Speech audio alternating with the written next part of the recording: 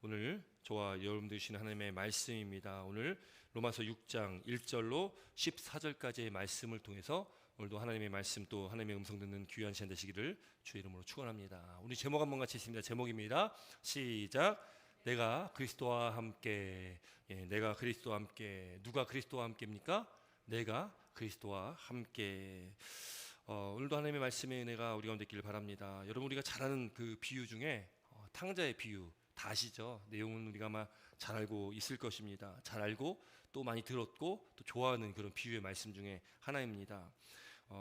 예수님의 그 이야기를 예수님 당시에 또 이 말씀 가운데 예수님께서 하신 이 탕자의 비유는 사실 그 당시 시대적으로 이렇게 바라본다면은 참 파격적인 그런 내용이기도 합니다. 왜냐면은 뭐 오늘날도 마찬가지겠지만 이 유산이라는 게 사실 아버지가 죽기 전에는 유산을 요구할 수가 없거든요. 그 당시에는 만약에 아버지가 살아계신데 유산을 요구하면 그보다 더 큰 불효가 없었습니다. 그래서 돌맞아 죽을 수도 있는 그런 사실은 그런 시대 가운데 이 탕자의 비유의 말씀을 해주신 것이죠. 아버지가 살아계신데 유산을 달라고 하는 것은 아들이 아버지한테 아버지 그냥 지금 빨리 죽으십시오라는 것과 똑같은 이야기입니다. 그게 참 어마어마한 이야기죠. 근데 그렇게 아버지가 살아계심에도 불구하고 그 둘째 아들이 어떻게 합니까? 유산을 달라고 이야기하죠. 그 아버지는 또 어떻게 합니까? 그 유산을 또 나눠 줍니다.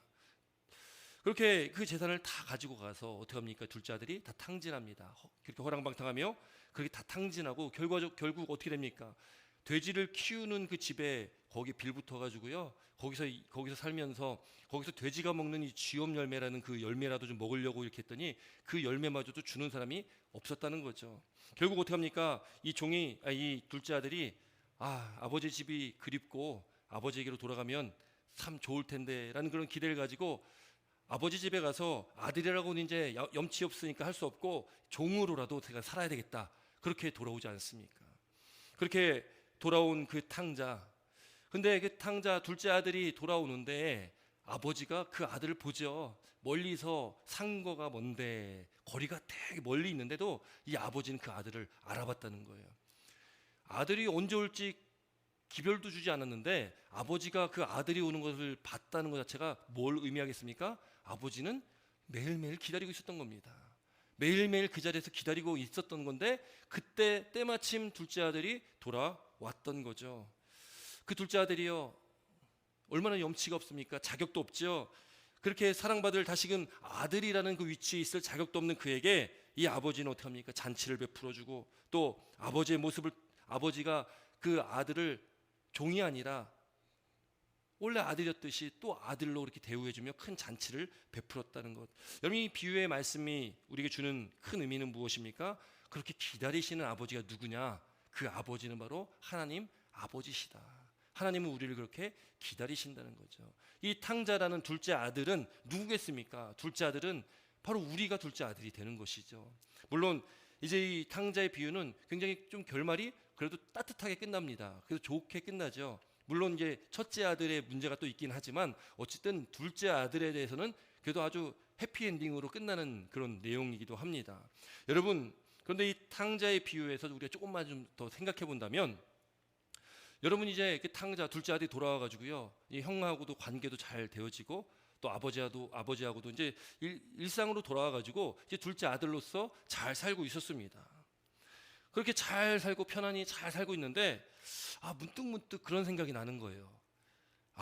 예전에 세상에서 즐겼을 때가 참 좋았는데 그때 내가 그렇게 있는 돈 가지고 내가 하고 싶은 거 다 하고 놀고 싶은 데 다 놀고 그때가 참 좋았는데, 여러분 혹시 그런 생각 하시는 적이 있습니까?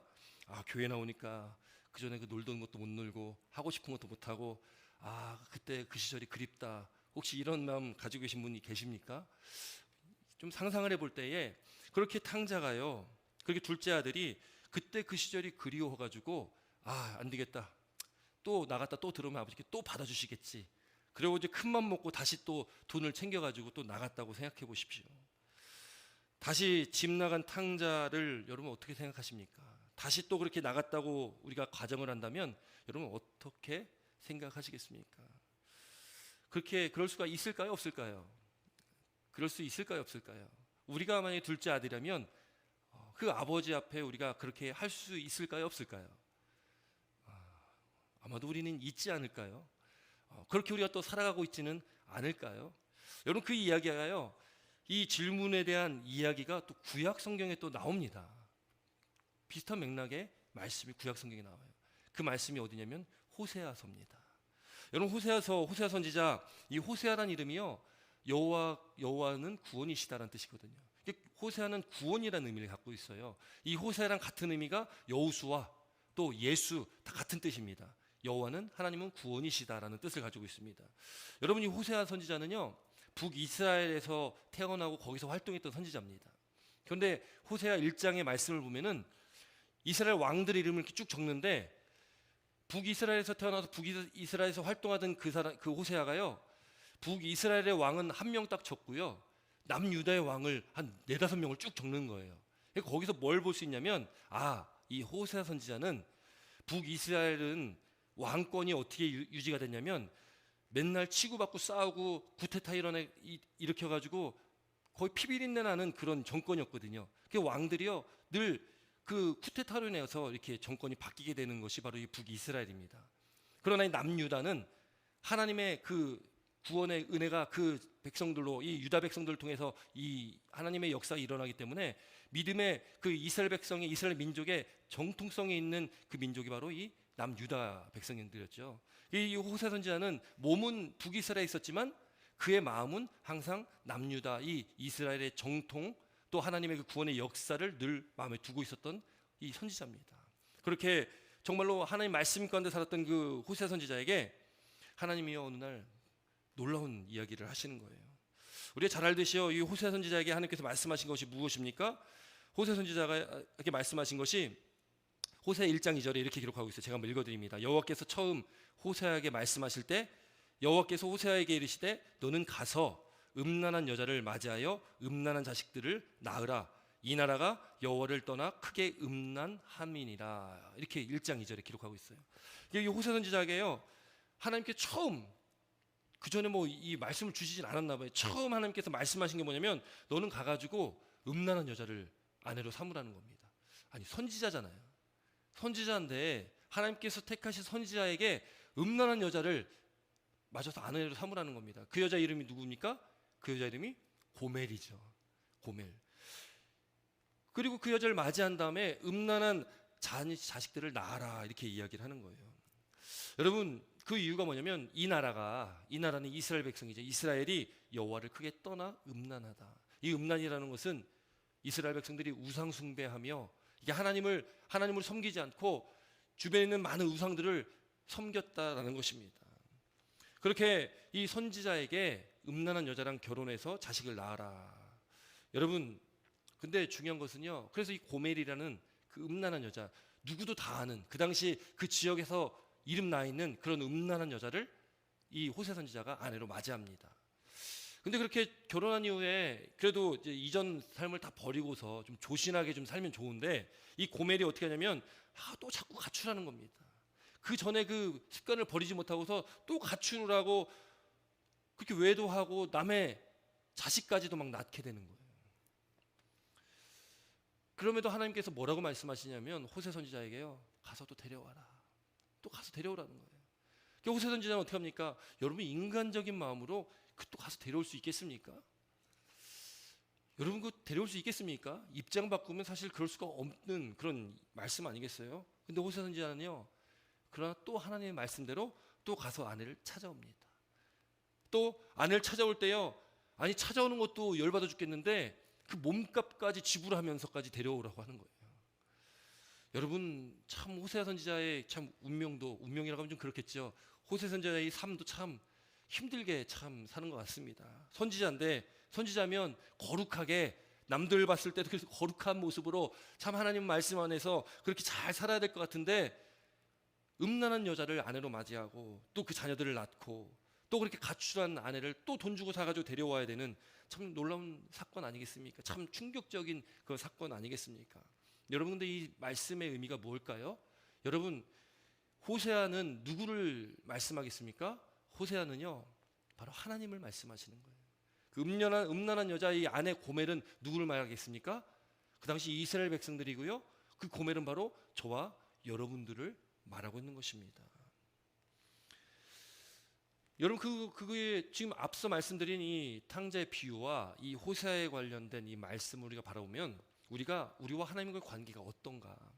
하나님 우리를 사랑하십니다. 우리가 하나님을 사랑한 것이 아니라 하나님께서 먼저 우리를 사랑하셔서 우리를 택하여 주셨고 우리를 하나님의 자녀 삼아 주셨습니다. 그 은혜를 입고 우리 살아가는 우리가 그러면 하나님만을 잘 섬기며 하나님만을 사랑하며 하나님만을 바라보며 의지하며 믿으며 나아가는 우리가 어떡합니까? 둘째 아들처럼 그렇게 그 집을 버리고 하나님을 아버지를 떠나서 그렇게 세상 가운데서 허랑방탕하며 살 때가 있다는 거죠. 음란한 아내의 그 고멜처럼 우리가 그렇게 늘 하나님을 믿는다고 말은 하지만 우리가 또 때때로 또 하나님과 등지는 하나님을 버리고 하나님은 온데간데 없고 내 마음대로 내 뜻대로 내 욕심대로 그렇게 살아갈 때가 참 많이 있다는 것입니다. 여러분 우리의 삶을 되돌아볼 때에 저와 여러분이나 우리 인간은 모두가 다 죄인입니다. 그것이 바로 로마서의 핵심이지 않습니까? 모든 사람이 다 죄인이라는 것은 우리는 다 인정을 해야 됩니다. 그것을 인정해야지 우리가 그 하나님의 은혜를 더 깨닫고 그 은혜를 체험할 수 있다는 거죠. 우리가 모든 사람이 다 죄인이라는 것을 인정할 때에 그 은혜는 뭐냐? 그 죄에 대한 깨달음입니다. 내가 죄인이구나. 난 죽을 수밖에 없는 존재구나. 그런 나를 하나님께서 이렇게 사랑해 주시는구나. 또 돌이켜 돌아오면 또 회개하면 또 품어주시고 안아주시고 나를 또 사랑해 주시는 하나님, 언제나 나를 기다리시는, 언제 돌아올지도 모르는데도 상거가 먼데도 그렇게 나 밖에서 그 아들을 기다리고 있었던 그 하나님, 나는 맨날 내 욕심대로 그렇게 살아가지만 정욕대로 그렇게 살아가며 하나님을 배반하고 등지며 수많은 우상들을 우리 삶 가운데 만들며 살아가지만 하나님은 여전히 나의 하나님이시구나. 하나님은 여전히 나와 함께 하셨구나. 여러분 오늘 본문은 1절 2절은 이렇게 기록을 합니다. 1절 2절 말씀 한번 같이 읽습니다. 본문 1절 2절 말씀입니다. 본문 1절과 2절 말씀입니다. 예, 같이 읽습니다. 시작.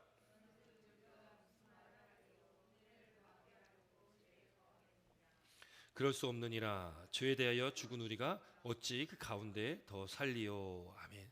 여러분 지금 1절 2절이 그런즉으로 시작합니다. 그럼 그런즉이라는 것은 앞서 나온 말씀을 받아가지고 지금 1절이 시작을 하는 거거든요.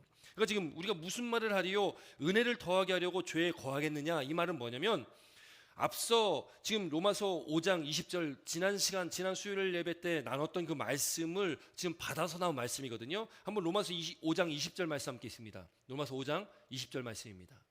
로마서 5장 20절 함께 있습니다. 시작. 율법이 들어온 것은 범죄를 더하게 하려 함이라. 그러나 죄가 더한 곳에 은혜가 더욱 넘쳤나니. 여러분 죄가 더한 곳에 은혜가 더욱 넘쳤다. 근데 이 말씀을 좀 오해할 수가 있는 거예요. 왜요? 죄가 더한 곳에 은혜가 더 넘쳤다? 아, 그러면은 내가 죄를 많이 지면 더 은혜가 있겠구나 라고 생각할 수가 있다는 거죠. 여러분 이런 생각들이요, 이런 사상들이, 이런 우상들이 초대교회 당시에는 있었습니다. 그런 이단들이, 중요한 이단이 바로 이 영주주의 사상이라는 거거든요. 이 영주주의 사상이 육과 영을 분리시켜 가지고요, 육은 더러운 것이고 부정한 것이고 영은 좋은 것이다, 이렇게 구분을 져버립니다. 육은 아무리 어떻게 하든지 육은 부정한 것이기 때문에 육적인 것은 어떻게 할 수 없다. 그러니까 우리는 영적인 것만 생각하고 육적인 것은 어떻게든 살아도 상관이 없다라고 생각하는 것이 영주주의입니다. 그래서 여기에 두 가지 부류가 또 나오게 되는데, 첫 번째 부류는 쾌락주의가 나오는 거예요. 육은 어차피 부정한 것이고 그렇기 때문에 내가 내 마음대로 육은 써도 상관없다. 나는 영적으로만 잘 하고 있으면 된다. 그래서 이 쾌락주의가 나오고, 이 정반합의 원리처럼 이제는 그 반대로 금욕주의가 나오게 됩니다. 그게 아니다. 육이 더러운 거지만 그렇기 때문에 우리는 더 금욕해야 된다. 더 절제하고 더 우리는 성결하게 살아야 된다라고 이야기하는 그런 금욕주의가 또 나오게 된다는 거죠. 그렇게 이 말씀에 대해서 오해하는 수많은 이단들이 그 당시에 있었고, 그렇기 때문에 은혜를 더하게 하려고 죄를 더 해야 되냐 말아야 되냐, 그런 질문 가운데 지금 사도 바울은 뭐라고 말씀합니까? 은혜를 더하게 하려고 죄를 더하면 안 된다는 겁니다. 그럴 수 없다는 거죠. 죄에 대하여 우리가 죽은 우리가 어찌 그 가운데도 살리요. 여러분, 은혜가 죄가 더한 곳에 은혜가 있다, 은혜가 더욱 넘쳤다라는 말은 그건 죄를 더 많이 져도 된다라는 것이 아니라 죄가 많다는 것을 깨달을 때에 더욱 큰 은혜가 있다는 겁니다. 그러니까 은혜라는 것은 곧 죄를 깨닫는 것이 은혜라는 겁니다. 그러니까 우리가 죄를 깨달으면 더 많은 죄를 깨달을 때 우리가 더 큰 은혜 가운데 나아갈 수가 있다는 거죠. 죄를 지라는 것이 아니라는 것입니다. 여러분, 그래서 3절과 5절부터는 예수님과 합하여란 말씀이 많이 나옵니다. 예수님과 합하여, 또 세례에 대한 말씀인데요. 한번 같이 읽겠습니다. 3절부터 5절입니다. 3절부터 5절인데 좀 길지만 함께 읽습니다. 3절부터 5절 말씀입니다. 시작.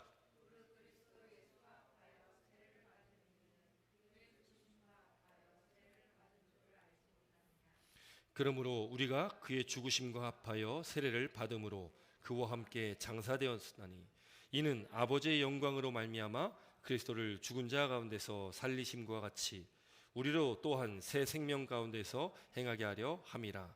만일 우리가 그의 죽으심과 같은 모양으로 연합한 자가 되었다면 또한 그의 부활과 같은 모양으로 연합한 자도 되리라. 아멘. 여러분, 이 말씀은 이 세례에 관한 말씀인데요. 지금 우리가 읽은 이 3절부터 5절까지의 말씀 보면 계속적으로 나오는 말씀이 뭐냐면 합하여, 함께, 이런 말씀이 계속 나오죠. 연합하여, 연합한 자, 이런 말씀들이 계속 나옵니다. 여러분, 우리가 죄를 짓지 말아야 하는 이유는 죄가 우리 가운데 이제는 우리는 죄에 대하여 죽은 우리는 어떠한 삶을 살아가는 거냐? 예수님과 합하여 살아가는 겁니다. 그것은 곧 예수님과 연합한 삶을 살아가는 겁니다. 예수님과 함께 우리는 살아가는 것입니다. 예수님과 함께 살아가는 우리 삶은 우리는 이제 죄에서는 우리는 죽은 자, 그러니까 죄에서는 우리가 해방되어지고 죄와 사망의 권세가 우리를 쓰러뜨리지 못하는, 예수님께서 죄와 사망의 권세에서 우리를 해방시켜 주셨기 때문에 우리는 더 이상 이제 죄에 우리는 매이지 않는다는 것입니다. 그리스도 예수와 합하여 우리가 세례를 받았다. 여러분, 세례의 의미가 무엇입니까? 세례는 원래 침례가 더 의미가 있지 않습니까? 침례는 물속에 들어갔다 나오는 것을 침례라고 하고요. 세례는 이제 우리가 물속에 들어갔다 나오려면 이 또 어딘가 가가지고 또 물속에 들어갔다 나와야 되고, 이 침례 교회, 큰 침례 교회 교단 그 교회들은 뒤에 그래서 침례탕이 이렇게 준비가 되어 있는 교회들이 있습니다. 그 침례식을 진짜 교회에서 침례식을 하죠. 그런데 이제 보통 다른 교단의 교회들, 저희 뭐 감리교도 그렇고 이제는 저희는 세례를 합니다. 약식으로 이렇게 세례를 드리죠. 그런데 저도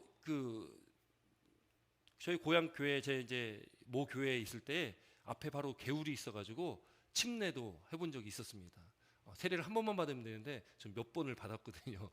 군대에서도 이 세례를 줘가지고 진중 세례라고 해가지고 그 세례도 이게 받기도 하고. 근데 침례의 의미가 굉장히 크게 다가옵니다. 왜냐하면 정말로 물속에 들어갔다 나오기 때문에 그렇습니다. 세례의 의미는 뭐냐? 내가 물속에 들어갔다 나오는 것이 바로 죄의 사함을 의미합니다. 그러니까 내가 이제는 물속에 들어갔다 나오는 건 이제는 옛사람이 변하여 새사람이 되는 것, 내 죄가 이제는 씻음 받는 것, 내가 죽었다가 다시 사는 것을 의미하거든요. 예수 그리스도 예수와 합하여 세례를 받은 우리는 그의 죽으심과 합하여, 그래서 죽으심과 합하여라는 말씀이 나오는 겁니다. 물속에 들어가면 그거는 죽음을 상징합니다. 예수님께서요, 공생애를 시작하실 때에 예수님께서도 세례 요한에 세례를 받으셨잖아요. 예수님은 죄가 없으신 분입니다. 그런데 이 죄 씻음의 의미가 있는 이 세례를 왜 받으셨겠습니까? 예수님께서는요, 우리를 대표로 해서 우리에게 모범이 본이 되주신 겁니다. 그래서 예수님께서도 그 세례를 받으셨어요. 그 침례를 받으셨죠. 그 침례 세례라는 것은 우리가 주님의 그 죽으심, 예수님의 그 죽으심과 합하여 우리가 세례를 받은 것입니다. 그래서 우리가 그의 죽으심과 합하여 세례를 받음으로 우리는 어떻게 된 겁니까? 죽음, 그것은 곧 장사를 말하지 않습니까? 그래서 이 4절에 보니까 그렇게 그와 함께 장사되었다. 우리가 예수 그리스도와 함께 죽었고 예수 그리스도와 함께 장사되었다라는 것이죠. 그런데 거기서 끝나는 것이 아닙니다. 물속에 들어갔다가 나오지 않으면 진짜 죽지 않습니까? 물속에 들어갔다가 나오는 거예요. 나오는 게 무엇입니까? 이제는 그 나오는 것이 바로 새 생명이고, 그것이 바로 또 부활의 의미가 있게 되어지는 것이죠. 그래서 4절 중반절에 보니까 그리스도를 죽은 자 가운데서 살리심과 같이 우리로 또한 새 생명 가운데서 행하게 하려 하심이라. 그것이 바로 들어갔다가 나오는, 이제는 우리가 죄도 씻김 받고 죄 씻음으로 통해서, 죄 사함을 통해서 우리가 새 생명 얻게 되어지는 그런 은혜가 우리 가운데 있게 된다는 것입니다. 그래서 우리가 주님의 그 죽으심과 같은 모양으로 연합한 자가 되었으면, 또한 그의 부활과 같은 모양으로 우리가 연합한 자가 되었다. 이거 우리가 주님과 함께, 예수 그리스도와 함께라는 것입니다. 우리가 죄에서 이제 죄에 대하여 죽은 우리가 되는 이유는 우리가 주님과 함께 죽음과 또 부활의 은혜를 우리가 경험하기 때문에, 그 은혜가 우리 가운데 있기 때문에, 예수님께서 십자가에 달려 죽으심 가운데 또 부활하심으로 죄와 사망의 권세를 다 이기셨기 때문에 우리가 주님과 함께 죄와 사망의 권세에서 이겼다라는 것입니다. 여러분, 그래서요, 예수님께서 우리의 모든 죄를 다 사해 주신 것입니다. 우리의 모든 죄를 다 사해 주셨다는 것을 믿으시기 바랍니다. 이미 2000년 전에 오셨지 않습니까? 2000년 전에 오셨고 우리는 지금 2000년 후에 살아가고는 우리인데, 아니 어떻게 예수님께서 우리 죄를 사해 주셨다고 말할 수 있습니까? 예수님께서는 어제도 오늘도 앞으로 영원히 사시는 살아계신 하나님이십니다. 그 하나님께서 2000년 전에 오신 예수님이 오늘날 지금 이 순간에도 우리와 함께 하시고 살아계신 주님이심을 믿는 저와 여러분들 지금 주의 이름으로 축원합니다. 그렇기 때문에 우리는요, 주님과 함께 죽고 주님과 함께 살았다는 것입니다. 그렇기 때문에 우리는 죄에 대해서도 우리는 예수님과 함께 죽었다, 다시금 우리가 살아났다는 것을 믿는 저와 여러분들 되기를 주의 이름으로 축원합니다. 여러분, 그래서요, 우리가 출애굽 그 사건을 볼 때에 이스라엘 백성들이요, 이 홍해를 이렇게 건넜지 않습니까? 뒤에는 이 애굽 군대들이 막 추격해 오고 있습니다. 그 앞에는 홍해가 지금 홍해 바다가 쫙 펼쳐져 있는 거예요. 여러분, 이제 어떻게 합니까? 앞으로 나갈 수 없고 뒤로는 돌아갈 수 없는 그런 상황 속에서 하나님께서 이스라엘 백성들을 구원해 주시지 않습니까? 어떻게 구원합니까? 홍해 바다를 갈라주셨습니다. 그리고 이스라엘 백성들이 그 홍해 바다, 그 마른 땅으로 걸어갔다는 거죠. 여러분, 그 말씀에 대해서요, 고린도전서 10장 1절과 2절에는 이렇게 기록하고 있는데 함께 읽겠습니다. 고린도전서 10장 1절과 2절입니다. 함께 읽습니다. 시작.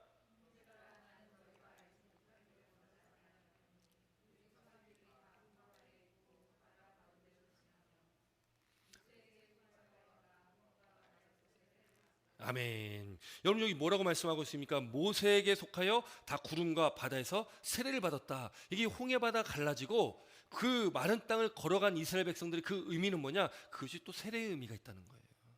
그 이스라엘 백성들이 출애굽한 이후에 이제 홍해 바다를 건널을 통해서 그들이 이제는 죽었다 사는 역사가 있는 것 아니겠습니까?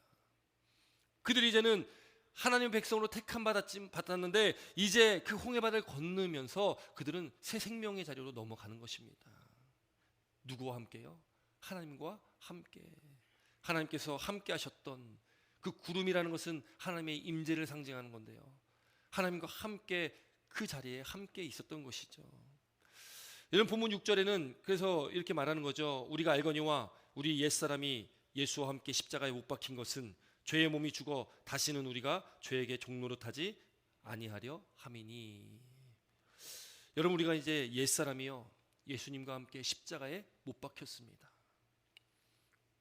우리가 함께 예수님과 십자가에 못 박힘을 통해서 이제는 우리가 죄의 몸이 죽었습니다. 그리고 다시 우리는 이제는 죄에게 종노릇하지 않는다는 것이죠. 우리 한번 6절 말씀 한번 같이 다시 한번 읽어볼까요? 6절입니다. 6절 본문 6절입니다.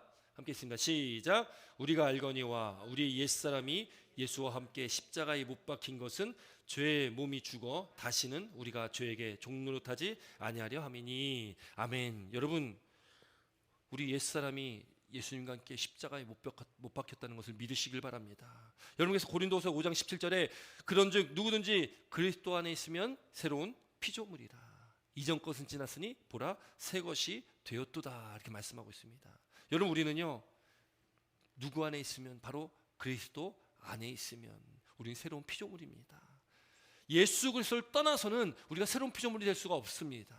우리에게 새 생명이 주어질 수가 없습니다. 우리가 구원받을 수가 없다는 것이죠. 오직 그리스도 예수 안에서 우리는 새로운 피조물이라는 것을 믿는 저와 여러분 되시길 주의 이름으로 축원합니다.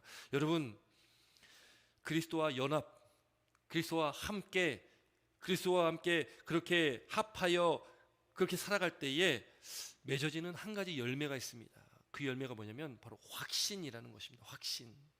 그 확신이 우리 가운데 있어야 되는 거예요. 어떤 확신이겠습니까? 우리가 죄 사함과 구원의 확신입니다. 우리가 예수님과 합하여 함께 있다면, 우리가 예수님과 함께 십자가에 못 박혔다면 우리에게 그 열매가 있어야 돼요. 그 확신이 반드시 있어야 됩니다. 그 확신이 없다면 우리는 늘 죄 가운데, 죄책감 가운데, 우리는 늘 그 고통 가운데 살 수밖에 없습니다. 나 왜 이럴까? 나 왜 이럴까? 그 죄책감 가운데 빠져 있다면 둘째 아들 그 탕자도 아버지께 돌아올 수가 없습니다. 아버지가 날 받아줄까? 아니, 안 받아줄 거야. 우리가 그 확신, 아버지는 받아주실 거야. 아버지 하나님은, 아버지는 내가 또 이렇게 다 망해서 돌아가도 날 받아줄 거야. 여러분, 그 확신이 여러분에게 있으십니까? 죄에 사함 받았다는 확신이 여러분들에게 있으십니까? 구원받았다는 그 확신이 여러분들에게 있으십니까? 바라기는 그 확신이 우리 가운데 있길 주 이름으로 축원합니다. 여러분, 그 확신이 있어야지 돌아올 수가 있는 것입니다. 돌아오면 아버지 하나님 또 받아주십니다. 여러분, 우리는 연약한 존재이라는 것을 인식해야 된다, 깨달아야 된다. 우리 모두가 죄인이라는 것을 다 깨달아야 한다고 소도에도 말씀했고 로마서에 우리가 계속적으로 말씀 나눴지 않습니까? 우리는 그것을 인식할 때 우리는 그 은혜 가운데 거할 수 있습니다. 죄사함과 그 구원의 확신이 있지만 우리는 그래도 여전히 우리는 죄인이라는 것을 인식할 때 우리는 그 은혜를 깨달을 수가 있다는 거예요. 하나님의 그 은혜를 우리가 더 절실히 느낄 수가 있다는 것입니다. 여러분, 그래서 7절 한번 같이 읽습니다. 7절입니다. 본문 7절입니다. 시작. 이는 죽은 자가 죄에서 벗어나 의롭다 하심을 얻었습니다. 아멘. 여러분, 우리 구원이 있는 것은 우리가 죽었기 때문에 그렇습니다. 누구와 함께요? 예수님과 함께 죽었기 때문에 그렇습니다. 예수님과 함께 십자가에 못 박혔기 때문에 그렇다는 것이죠. 그렇게 우리가 죄에서 벗어났습니다. 그리고 우리가 의롭다 하심을 얻었다. 칭의죠. 득의입니다. 여러분, 우리는요 그렇게 죄사함의 은혜를 입고 우리는 의로운 존재가 됐다는 것입니다.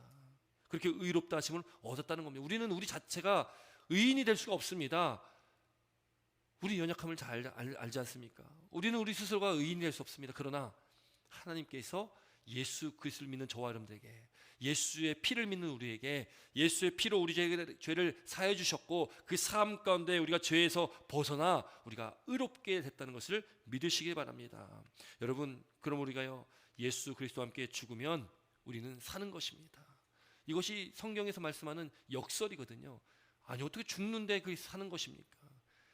아니, 죽는데 어떻게 산다고 얘기할 수 있습니까? 그러나 분명한 것은 말씀은, 성경은 세상의 우리 가치관과는 너무 다릅니다. 이 성경의 가치는, 성경의 말씀은 우리가 가지고 있는 생각들과 너무 다르죠. 여러분, 우리 한번 8절부터 10절까지 말씀 함께 있습니다. 8절부터 10절입니다. 시작.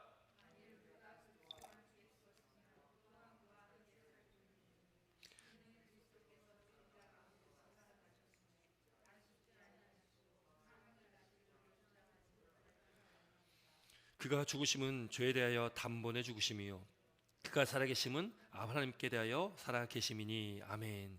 여러분, 우리가 예수 그리스도와 함께 죽었으면 우리가 예수님과 함께 사는 것입니다. 죽어야 삽니다. 죽지 않으면 살 수 없습니다. 여러분 죽으셨습니까? 죽는다는 건 참 싫죠. 죽는다는 얘기 나오면 참 싫죠.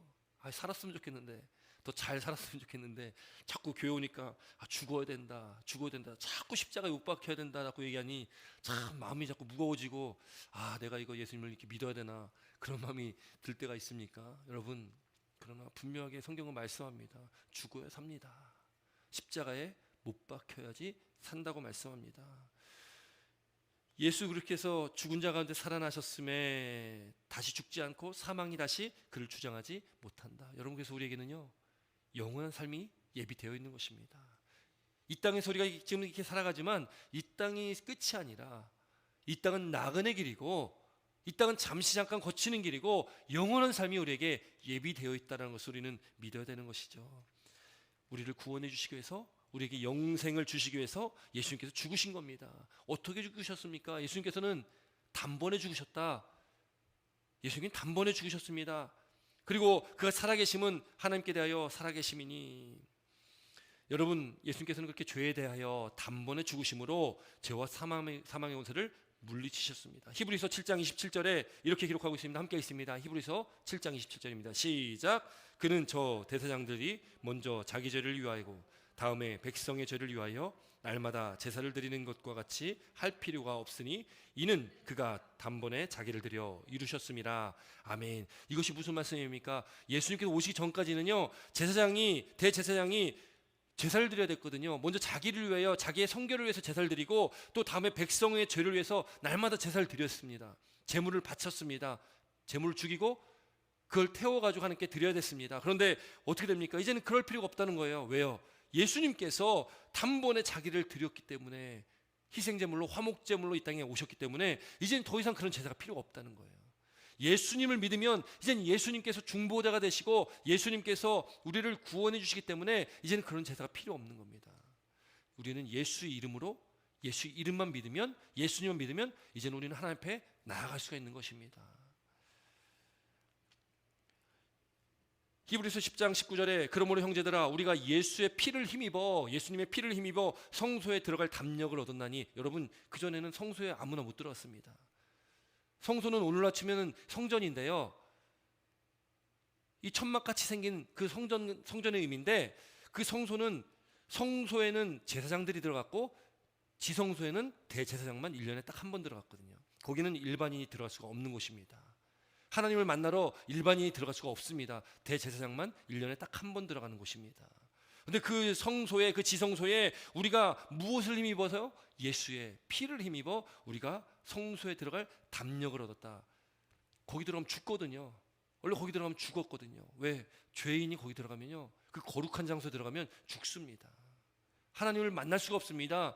그런데 예수님께 십자가에 달려 죽으심으로 그 피를 입어서 우리가 성소로 이제 들어갈 수 있다. 그것은 뭘 얘기합니까? 우리는 이제 예수님만 믿으면 하나님과 이제 직통입니다. 직통. 하나님께서 우리 안에 거하시는 겁니다. 예수를 믿으면 하나님께서 내 안에 거하시는 겁니다. 이 얼마나 큰 은혜입니까? 왜요? 예수님께서 예수님의 몸을 단번에 들이셨기 때문에 그렇습니다. 여러분께서 우리가 죄에 대하여 죽은 자는 뭘 이야기하냐? 죄에 대하여 죽은 자는 곧 자기를 부인하는 자입니다. 자기를 부인하고 나의 자아가 죽는 것. 죄라는 것이 무엇입니까? 내 욕심, 내 정욕, 자기 중심적인 생각들, 이기심. 여러분, 그 모든 것들이 다 죄 아니겠습니까? 여러분, 갈라디아서 2장 20절 말씀이 우리가 참 잘 아는 말씀인데요, 이 갈라디아서 2장 20절 말씀이 사실은 이 로마서의 전체를 한 절에 압축해 놓고 있는 말씀이거든요. 한번 같이 읽습니다. 갈라디아서 2장 20절입니다. 함께 있습니다. 시작. 내가 그리스도와 함께 십자가에 못 박혔나니 그런즉 이제는 내가 사는 것이 아니요 오직 내 안에 그리스도께서 사시는 것이라. 이제 내가 육체 가운데 사는 것은 나를 사랑하사 나를 위하여 자기 자신을 버리신 하나님의 아들을 믿는 믿음 안에 사는 것이라. 아멘. 여러분, 이 말씀 참 좋아하는 구절인데요, 여러분, 이 말씀이요, 로마서의 말씀을 압축하고 있는 것입니다. 내가 그리스도와 함께 십자가에 못 박혔나니 그런즉 내가 사는 것이 아닙니다. 이제는 내가 사는 것이 아니고 오직 내 안에 누가 사십니까? 그리스도께서 사시는 것이라. 내가 육체 가운데 사는 것은 나를 사랑하사 나를 위하여 자기 몸을 버리신 하나님의 아들을 믿는 믿음 안에 사는 것이다. 여러분, 저와 여러분들이 십자가에 못 박혀야 됩니다. 이미 오늘 말씀은 우리가 그 십자가에 못 박혔다라고 말씀하고 있습니다. 여러분, 우리가 이제는 내가 사는 것이 아닙니다. 내가 사는 것이 아니라는 것이 무슨 의미겠습니까? 십자가에 못 박힌다는 것이 무엇을 말씀하겠습니까? 죽음입니다. 나는 죽어야 된다고 말씀하는 겁니다. 우리가 죽어야 된다는 것입니다. 내 자아가 죽어야 된다는 것입니다. 그것이 자기를 부인하는 것입니다. 나를 내려놔야 되는 것입니다. 여러분, 그런 삶을 살아가야 된다는 것이죠. 그래야지 예수께서 사신다. 오직 내 안에 예수께서 사시는 것이다 라고 말씀을 하고 있다는 것이죠. 여러분, 한국교회에요, 한국 초대교회에 굉장히 유명한 목사님이 있습니다. 여러분 아마 예화 들어보신 분들도 있을 건데, 김익두 목사님이라는 분, 아마 예화를 들어보신 분들도 아마 있을 수 있을 것 같아요. 이 김익두 목사님이라는 분은요, 초대교회에 굉장히 유명하셨던 일화들이 있죠. 그분이 원래 깡패였습니다. 아주 유명한 깡패였거든요. 근데 그분이 예수님을, 복음을 듣고 예수님을 믿게 됩니다. 그리고 믿은 다음에 그분이 했던 행동이 뭐냐면 사람들에게 부고장을 돌렸다고 그래요. 부고장이 뭡니까? 사람이 죽으면은 죽었다는 것을 알리는 것이 부고장이잖아요. 그래서 거기다 썼다고 합니다. 김익두는 죽었다. 이 사람들이요 놀라는 거죠. 깡패? 김익두라는 사람이 죽었다. 이 김익두라는 사람이요 깡패니까요 뭐 좋은 일을 했겠습니까? 나쁜 짓을 많이 했으니까 깡패라고 했겠죠. 그 사람이 그렇게 나쁜 짓을 많이 하고 사람들을 괴롭혔기 때문에 사람들이요 김익두가 죽었다고 하니까 좋아가지고 난리가 난 겁니다. 근데 그렇게 죽었다는 김익두가 갑자기 시장통에 나타났습니다. 그런데 한쪽에 검정색 성경책을 끼고서 나타난 거예요. 여기 사람들이요 처음에 그렇게 좋아했다가 김익두가 나타나니까 또 깜짝 놀란 거 아니겠어요? 근데 김익두가 죽었다, 그리고 성경책을 끼고 이렇게 오니까요 사람들이 김익두 목사님을 시험합니다. 지나가는 그 김익두 목사님에게요 물을 막 쏟아 붓는 거예요. 저 사람이 예수 믿고서 변화됐다고 하는데 그 시험을 하는 거예요. 막 물을 끼얹고. 근데 그렇게 물을 맞고 또 사람들에게 막 그 사람에게 좀, 김익두 목사님에게 막 안 좋은 행동도 막 하는데도 그냥 이 목사님이 그냥 어떤 반응도 하지 않는 거예요. 그리고는 그 사람들을 보면서 이렇게 이야기했다고 합니다. 너는 옛날 김익두가 죽었다는 그 사실을 기뻐해라. 내가 만약에 김익두로 살아있다면 너는 유절났을 거야. 이렇게 이야기했다는 거죠. 또 어느 날 붕해를 인도하기 위해서 어느 산 언덕을 이렇게 넘어가는데 좀 너무 덥고 힘들어가지고 산 꼭대기에서 좀 쉬고 있었답니다. 이게 언덕배기에서. 그랬더니 어떤 술 취한 사람이 와가지고요 막 시비를 막 거는 거예요. 막 왜 당신이 여기 먼저 와서 난리냐, 막 술주정을 하면서 시비를 거는 거죠. 그러더니 막 이 김익두 목사님을 막 때리기 시작합니다. 그러니까 뭐 맞고 있었다고 그래요. 맞고 있다가 한동안 막 때리더니 가만히 아무 대응하지 않고 가만히 있으니까요 그 술 취한 사람이 때리던 걸 딱 멈추더랍니다. 그래서 이 목사님이 물었습니다. 다 때렸습니까? 그랬더니 그 사람이요 술 취했으니까 야 다 때렸다. 왜? 그 막 또 때리려고 막 하는 거예요. 그랬더니 이 김익두 목사님이 정색하면서 그 사람에게 이야기했다고 합니다. 예수는 내가 믿고 복은 자네가 받았네. 내가 김익두라는 사람이요. 그랬더니요 그 술 취한 사람이 눈이 갑자기 확 커지면서요 깜짝 놀라더랍니다. 김익두에 대한 소식은 다 알고 있었기 때문에, 그 사람이 어떠한 사람이라는 것을 알고 있었기 때문에 안색이 확 변하더랍니다. 내가 예수 믿기 전이라면 당신은 오늘이 장례식이었을 거예요. 내가 예수 믿은 덕에 당신이 오늘 산 줄 아시오. 결국요 그 사람을 구원하고 그 사람이 나중에 장로님까지 됐다고 그런 예화가 있습니다. 여러분, 이 예화지만 실화입니다. 그런데 여러분, 이 이야기가 우리에게 주는 의미가 무엇입니까? 여러분, 우리가 죽는다는 것이 무엇입니까? 우리가 자기를 부인한다는 것이 무엇입니까? 내가 성질이 있고 나도 화낼 줄 알고 억울하면 억울한 대로 다 표현해야 되고, 여러분 우리가 다 할 수 있습니다. 그런데 우리는 예수님과 함께 십자가에 못 박혀 죽은 자들이라면 우리는 이제는 옛사람이 아니라, 옛 자아가 살아있는 우리가 아니라 이제는 우리의 자아가 다 죽고 이제 새 사람이 된 것을 의미합니다. 예전에 우리가 그렇게 화를 냈다면, 그렇게 내 성격대로 그렇게 우리가 나타냈던 그런 사람이라면 이제는 우리는 새 생명을 얻은 우리는, 구원함을 얻은 우리는, 하나님의 백성 자녀된 우리는 이제는 변화되어야 된다는 거죠. 이제는 내 성격이 아니라, 내 자아가 아니라 이제는 우리는 어떻게 됩니까? 하나님의 말씀 안에서 우리는 변화되어야 된다는 것입니다. 우리 안에 그 입은 은혜를 기억해야 되는 것이고, 그 하나님의 사랑을 우리가 기억해야 되는 것이고, 우리는 내가 억울해도 져줘야 되고, 내가 억울해도 그 한 영혼이 불쌍해서라도, 그 영혼을 위해서 긍휼과 자비를 우리는 그 사랑을 베푸는 하나님의 백성 성도가 되어야 된다는 것이죠. 여러분, 우리가 그런 믿음의 삶을 살아가는 저 여러분 되시길 주의 이름으로 축원합니다. 그렇게 우리가 살아가야지만이 우리는 빛의 자녀로서 살 수가 있습니다. 이 어둠의 세상은 이에는 이, 눈에는 눈입니다. 여러분, 그것이 구약의 법이었거든요. 그걸 동해보호법이라고 하는데, 이에는 이, 눈에는 눈이 그 예법입니다. 그럼 마태복음 이 복음서에 보면 예수님께서 새 법을 주셨는데, 이에는 이, 눈에는 눈이 아닙니다. 이제는 오른뺨을 맞으면 왼뺨도 돌려대라고 말씀하셨거든요. 누가 나에게 오리를 가자고 하면 그와 함께 십리를 더 가는 겁니다. 누가 나에게 속옷을 달라고 하면 이제는 겉옷까지 벗어주는 것이 예수님의 말씀입니다. 그것이 우리에게 주신 법입니다. 새 법, 새 계명이라는 것이죠. 여러분, 그렇게 하기 위해서는요, 우리가 죄의 지배를 받으면 안 됩니다. 옛사람의 그 옛 자아가 우리한테 남아있으면 안 된다는 것이죠. 우리가 어떻게 살아가야 됩니까? 우리 12절부터 14절까지 마지막으로 함께 있습니다. 12절부터 14절입니다. 함께 있습니다. 시작. 그러므로 너희는 죄가 너희 죽을 몸을 지배하지 못하게 하여 몸의 사욕에 순종하지 말고, 또한 너희 지체를 불의의 무기로 죄에게 내어주지 말고, 오직 너희 자신을 죽은 자 가운데서 다시 살아난 자 같이 하나님께 드리며 너희 지체를 의의 무기로 하나님께 드리라. 제가 너희를 주장하지 못하리니 이는 너희가 법 아래 있지 아니하고 은혜 아래 있음이니라. 아멘. 여러분, 우리가 어떻게 살아가야 됩니까? 이제는 우리가 죽을 몸을 지배하지 못하게, 죄가 우리의 몸을 지배하지 못하도록 우리는 몸의 사욕에 순종하지 말아요. 몸의 사욕이 뭡니까? 우리 옛 자아고요, 우리의 죄성입니다.